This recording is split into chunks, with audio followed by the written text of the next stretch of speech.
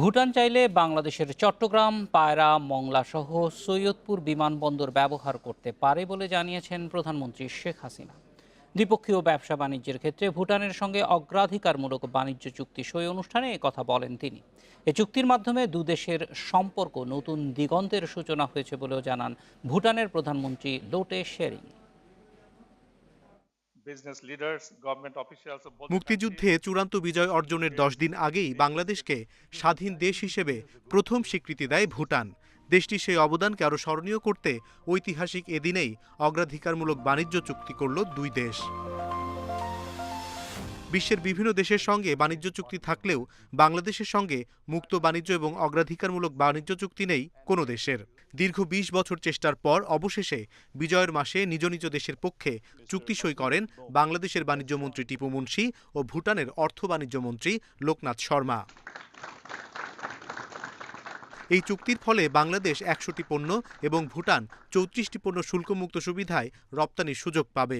চুক্তি স্বাক্ষর অনুষ্ঠানে ভার্চুয়ালি যুক্ত ছিলেন বাংলাদেশের প্রধানমন্ত্রী শেখ হাসিনা এবং ভুটানের প্রধানমন্ত্রী লোটে শেরিং।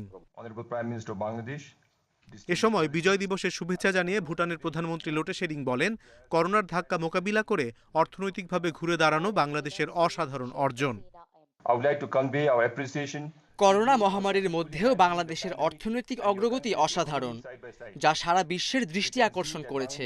পিটিএর মাধ্যমে দুই দেশের সম্পর্ক আরও এগিয়ে যাবে। এই চুক্তির মাধ্যমে দুই দেশের সম্পর্কে নতুন দিগন্তের সূচনা হলো।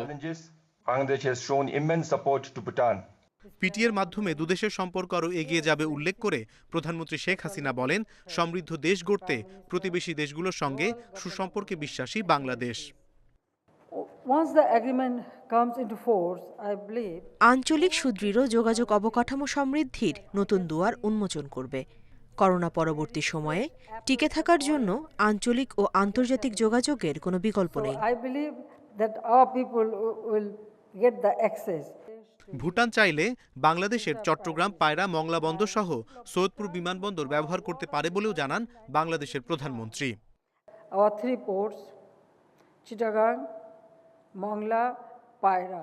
ভুটানের ব্যবহারের জন্য বাংলাদেশের যে কোনো বন্দর উন্মুক্ত করে দেয়া হবে। ভুটান চাইলে বাংলাদেশের চট্টগ্রাম সহ যে কোনো বন্দর ব্যবহার করতে পারবে।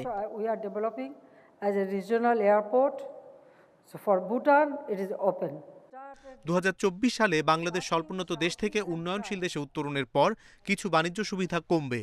এই বাণিজ্য সুবিধা দ্বিপক্ষীয়ভাবে অব্যাহত রাখতে বাংলাদেশ বর্তমানে 11টি দেশের সঙ্গে আলোচনা করছে। অনিমেষ কর, ইন্ডিপেন্ডেন্ট নিউজ, ঢাকা।